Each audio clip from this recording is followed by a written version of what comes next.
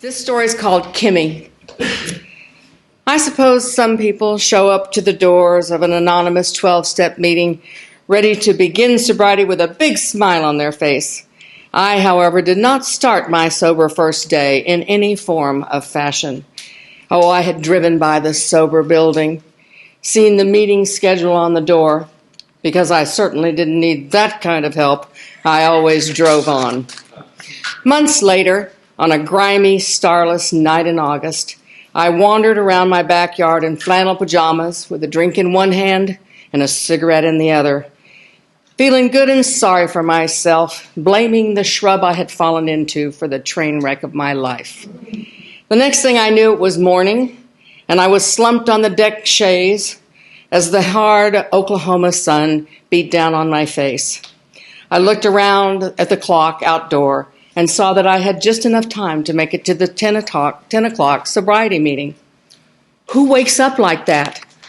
Hungover, sunburned, wretched, and miserable, and my first thought is that I can make it to a 12-step meeting in a rundown old building? I pondered that question as I weaved across town, listening to the tires on the gravel under my car as I drove around and around and around the parking lot. Still in my flannel pajamas, cigarette burned out between my fingers, and the smell of vodka-soaked Bloody Mary mix in my ratty, twig-infested hair. Bloody feet, the shrub's fault. I knew I could not walk in that door. I tried to put on lipstick, like you do. Somehow parked the car and stood at the threshold of this gathering of happy, smiling, laughing, sober people. I cried when I got a glimpse of myself in the mirror in the entryway. Oh, I was a pretty girl. A woman approached me and said, "Oh, honey, my name's Flora. Come sit by me." I sat down next to this lovely lady and looked around the room. Nobody scowled or laughed at me with my clown pink lipstick. They all looked Kmart casual. Except one woman who was sitting across the room who looked like she was going to a debutante garden party. Flora said her name was Kimmie. Now, and I said, "Is she like the teacher or the president of the meeting?" "No, she's just one of the friendly folks." "Friendly, ha! Kimmie certainly didn't regard me with anything other than a phony, toothy grin. I was certain that Kimmie, beautiful and confident, would be my Achilles heel forever. It seemed that at many of the turning points in that first year of sobriety, key moments where I really needed somebody to acknowledge the work that I was doing for the group, for my step work, to work on myself, somebody would acknowledge me. But there was Kimmie, always stealing the spotlight. And she didn't have to try very hard. Stunning, annoyingly happy, always smiling. I hated Kimmie. My second year of sobriety coincided with a community sober event where our group competed against a 12-step collective from across town in a baseball game, a matchup, a barbecue, music, a delightful sober day. I really felt part of. I fit in. Until, you guessed it, a brand new Thunderbird car pulls into the dusty parking lot of the baseball field, and out comes Kimmie, dressed like a rhinestone cheerleader. I was never a cheerleader, and so joy was quickly replaced by green-eyed jealousy. Time passed, and the excitement and the lights of sobriety came true for me. Life was fulfilling, and I was not the person that I thought I was, which was perpetually good news for all of America. And to the surprise of no one, I found someone to marry. And not just someone. This was the guy I'd had a crush on since I was 13 years old. Mike and I became the it couple of the group. Sobriety was wonderful. Summer, sober year 7. The usual July 4th fiasco. I hate pool parties. I always have. There's nothing redeeming about those events. This day, I sit in a mama cast caftan that I like to pass off as a swimsuit cover-up with no intention of ever uncovering and getting into that pool. It is hot. It is always hot. I sit as though enshrined in a rainbow tent on some sort of uncomfortable Craigslist lawn chair that's just a little less wide than my hips. If I eat any of the barbecue, I'll look like a hunched-over Jabba the Hutt feasting on a giant turkey leg.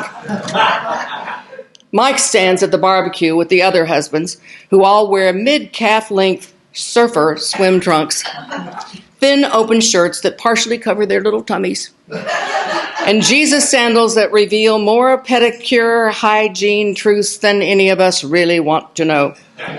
Fortunately, my girlfriends wear similar cover-ups, and the party is sort of fun. Until... clickety, clickety, clickety, clickety, click. It sounds like rats running across the pavement. My friends and I lower our sunglasses and look to the ground to see the 8-inch red patent leather stiletto heels of Kimmie. We shield our eyes to reflect the sun as it gleams off her sequined red, white, and big boob blue bikini. Practically blinded we are. Kimmie is preposterous, and she's my age. OMG. Hi, everyone. Even in those days, that acronym was lame. Gee whiz, am I late? My friends and I lower our glasses again and roll our eyes at each other, silently cursing this pitiful Marilyn Monroe imitation. Golly, I was in such a hurry getting ready, I forgot to make anything. Should I go to the store and get some yogurt? Yogurt? We who have made never-fail chocolate cake, melt in your mouth creamy coleslaw, and southern corn pudding are disgusted. How gauche. How socially awkward and unsophisticated. We fume.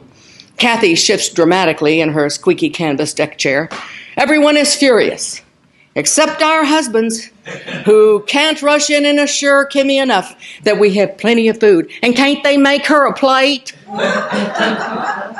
Mike drops his spatula, I still say on purpose, right at Kimmie's feet, bends over to pick it up while Kimmie chortles, Golly gee, Mike, you're all thumbs. How those hamburgers coming there, Mike? I challenge. Did I mention we hate Kimmie? While the boys surround Kimmie like pimple-faced, horny teenagers under the bleachers with a Playboy magazine, the girls and I slip out the patio door, change clothes, take our husbands' charge cards, and head for the mall. They'll pay for this one, all right. Fall comes and Kimmie is ousted from all social events. Halloween? Hell no. I'm not going to sit there with Kimmie in some slutty French maid costume again. Thanksgiving, our husbands say, it's the Christian duty to show gratitude and thanks. Great, we say in unison. Then you guys can do all the cooking, and instead of football, we'll watch rom-coms. Kimmie is deleted from that guest list immediately. Christmas ski trip to Aspen? Are you crazy? Kimmie as a snow bunny? No way. Job well done, ladies. Kimmie is out. Problem solved. 20 years passed, and Kimmie became a distant memory. Until I was back home for a visit, went to the Piggly Wiggly, breezed into the grocery store, stopped dead in my tracks. There down the aisle, sitting like a wilted ghost flower in a wheelchair, hunched over, gray and sad, was Kimmie. I turned a sharp left, raced down aisle 12, listening to the sound of the squeaky cartwheels. For reasons that I cannot explain, I abandoned the cart and turned right to Kimmie's aisle. Kimmie looked up at me with delicately opaque blue eyes. OMG, hey. Our Kimmie was still in there somewhere. I smiled, gracious and kind, thinking that those distant memories had surely faded with her health. Until, golly gee, I remember that pool party. I was so sad when you all left. It was lonely. I was stuck there with those men, hoping you'd come back, but you never did. You never did come back. I gently hugged her tiny shoulders and apologized, hoping that was the end of her memory. And I used to like Sunday fellowship, but then I never got invited. I never knew why. Guess you all got busy. I kissed the wispy-haired top of her little head. Y'all, I have scanned the dictionary looking for words that can express to you how awful I felt. standing there in that aisle looking down at that pitiful, frail creature, the woman I had shunned and ousted from our precious inner circle. In a sobriety program of love and tolerance, I had been determined to hold on to my Kimmie resentment.